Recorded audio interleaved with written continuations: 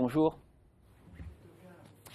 Bonjour à tous. Un peu plus de 100 000 personnes empruntent chaque année en France les transports en autocar. C'est un petit chiffre à comparer de nos voisins européens. Pour exemple, l'Allemagne, ils sont environ 800 000 voyageurs chaque année depuis la libéralisation des transports en 2013. Justement, la libéralisation est à l'ordre du jour ou sera à l'ordre du jour de l'Assemblée nationale dans quelques jours. On en discute avec nos invités.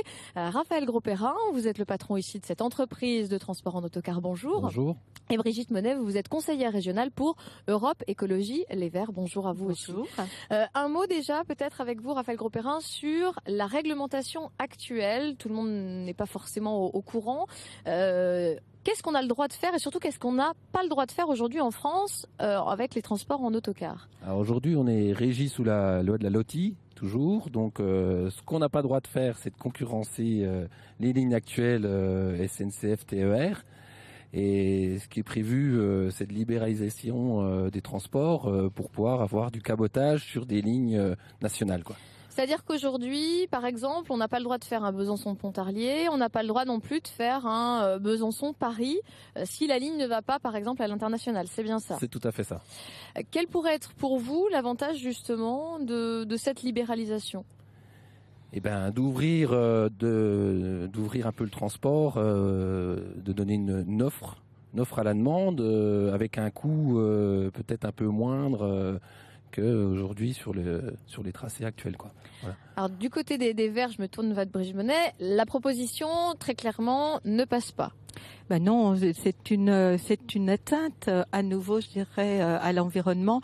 Alors notamment une année 2015 où va se tenir à Paris la grande conférence sur le climat et que le gouvernement a annoncé l'entrée de notre pays dans la transition énergétique.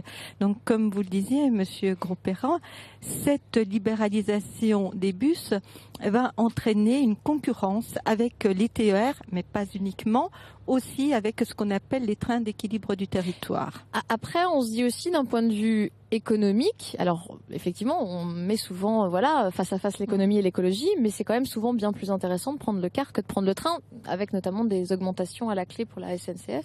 Moi j'aimerais bien qu'on évoque l'idée surtout de service public, de service au public.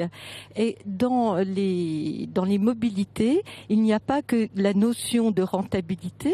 On sait très bien qu'un service public peut être rentable, les TER sont rentables sur certaines lignes et pas pour d'autres, mais aussi d'aménagement du territoire, c'est-à-dire que quel que soit le lieu où on vive, je vais dire en Bourgogne-Franche-Comté, eh bien on puisse être desservi par là où il n'y a pas de train, bien évidemment des bus, et là où il y a vous n'êtes pas farouchement opposé au transport en autocar. Je ne suis pas. Non, le transport en autocar est positif quand il permet d'éviter 40 voitures sur les routes. Par contre, pas quand il concurrence le train. Par rapport à l'écologie, est-ce qu'il y a quand même eu des progrès qui ont été faits au niveau du transport effectivement, on a toujours l'image du pollueur au niveau de l'autocar. Oui, il y a plusieurs normes qui ont évolué depuis une dizaine d'années. Aujourd'hui, on est à la norme Euro 6, donc c'est vraiment des moteurs dépollués.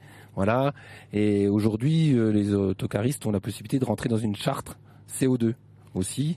Donc pour consommer moins de CO2, avoir des véhicules plus propres, des conducteurs qui conduisent moins vite et d'informations, voilà.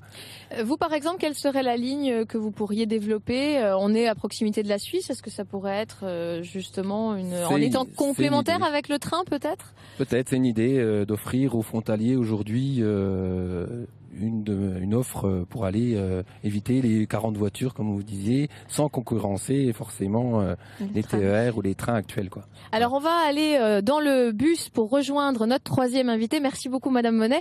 Je vais emmener avec moi Raphaël Grosperrin s'il veut bien. On va retrouver justement quelqu'un qui utilise souvent les transports en autocar. Marcel Biolay, bonjour. Bonjour. Alors vous êtes responsable d'un club de handi basket, donc un club de sport. Effectivement, c'est souvent les sportifs utilisent souvent les autocars. Quel est pour vous, d'un point de vue, j'allais dire, pratico-pratique, l'avantage de ce transport? Nous, l'avantage du bus, c'est qu'en fait, on a un gros souci de logistique, c'est qu'on se déplace avec les fauteuils roulants. Donc, on doit en gros déplacer entre 15 et 16, 18, voire des fois un fauteuil. Donc, c'est sûr qu'au niveau stockage, les soutes sont idéales. Et puis après, c'est aussi un confort de transport, c'est-à-dire qu'en fait, on se met dans le bus, on se laisse aller et on joue notre match, on revient dans le bus et voilà. En tant que prestataire, justement, est-ce que vous avez souvent des associations sportives? Quel est l'argument, j'allais dire, qu'on vous donne quand on a envie de prendre l'autocar plutôt que le train ou plutôt que l'avion? L'argument, c'est le coût, déjà, et la facilité. Vous êtes vraiment moins cher qu'un coût, j'allais poser la question. Il y a vraiment un avantage économique? Nous, le coût, on sait pas trop notre entre guillemets cheval de bataille. C'est surtout au niveau logistique, pratique. D'accord. Après, c'est sûr que c'est un coût, mais bon. Après, c'est surtout voilà, avant on pratiquait avec des minibus, il faut trouver des chauffeurs, il faut des remorques, il y a un confort. Enfin, faut être clair qu'il y a un certain confort. Ça, c'est vraiment ce que vous mettez en avant. Le confort, d'aller d'un point A à un point B, de revenir sans autre contrainte, sans autre logistique, quoi. Voilà, c'est notre point fort. Après, il y a un peu un temps de trajet qui fait, mais la force, c'est la logistique, quoi. C'est le véhicule, il est privé, il est là, il est à disposition, voilà, dans les normes, mais. Et est-ce que vous avez des contraintes, j'allais dire, d'un point de vue réglementation, puisqu'on l'a vu aussi. Qu'est-ce qui pourrait justement, la libéralisation, elle pourrait améliorer certaines de ces contraintes? Je ne pense pas. Non.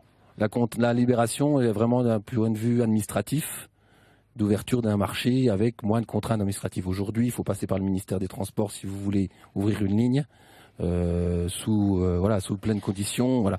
Donc là, ça sera la RAF qui va décider un peu. Ça, c'est l'autorité de régulation, notamment de la voie ferrée. Voilà, on va dire que vous y croyez à cette libéralisation, mais en sachant qu'il y a quand même peut-être encore des rien n'est fait aujourd'hui. Voilà, tout sera pas rose. Après, ce qui est bien, c'est qu'on parle de l'autocar aujourd'hui. Ce qui est important pour nous, transporteurs, la loi Macron va faire des choses, mais l'avancée, voilà. Merci beaucoup. On aura l'occasion d'en reparler. La loi, justement, qui commencera à être débattue à l'Assemblée nationale à partir du 26 janvier. C'est tout de suite la fin de votre journal. Merci Odette.